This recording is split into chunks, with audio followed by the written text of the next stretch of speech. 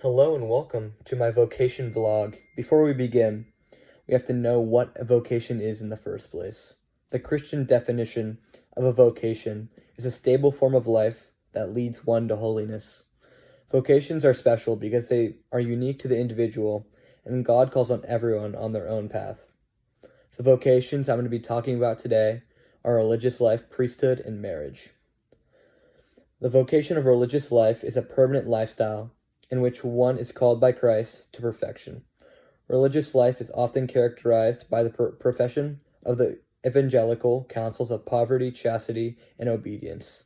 Two specific examples of this vocation are the Dominican brothers and sisters that we are so lucky to have at Marin Catholic.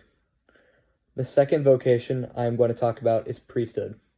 Priests are called by God to be the mediators between man and God.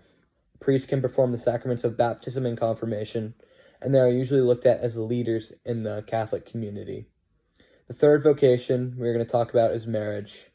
To help me better explain the vocation of marriage, I'm going to interview my grandparents, Bridie and Tom, as I know them, Nan and Poppy.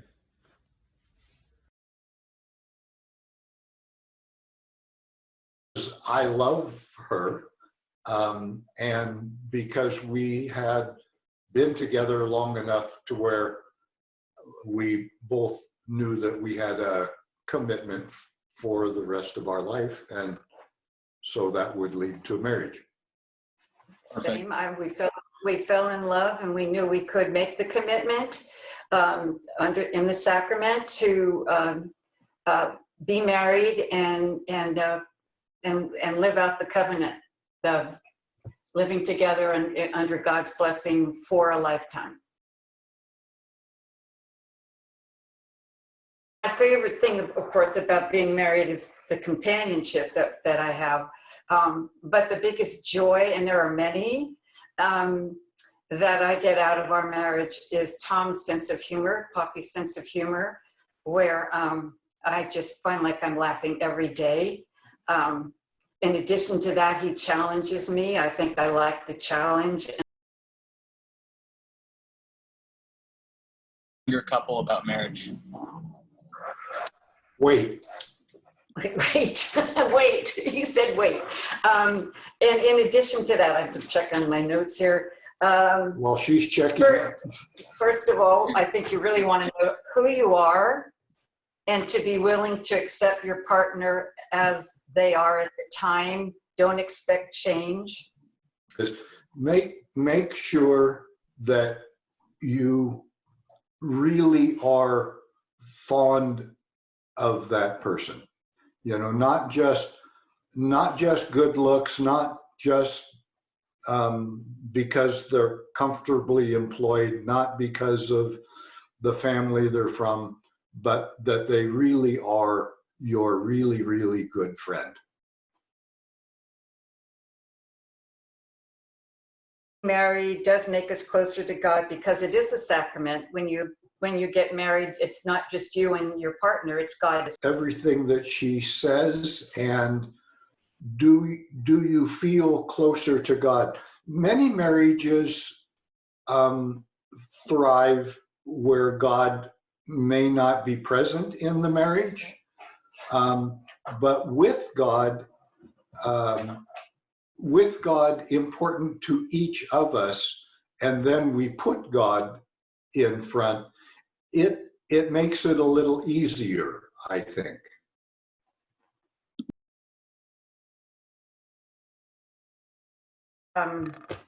It means honoring our vows, being companions, sharing our love, holding each other up when times are tough, being there for the hard times as well as the good times.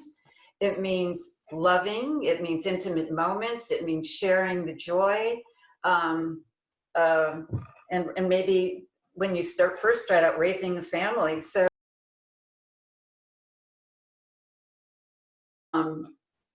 we invite God into our lives and do the best that we can to live a good life, a spiritual life, and not only for our family, which is very important to us, but also with the greater community.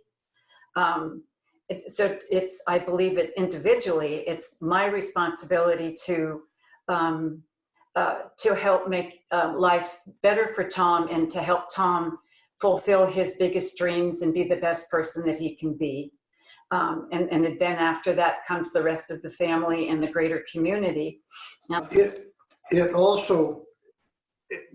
also encourages us or demands of us that we recognize that God is with us in our marriage, and to that end, when we begin our day, when we start our day, we actually start it in bed, often with a cup of tea, and we say the Lord's Prayer, just as a way to start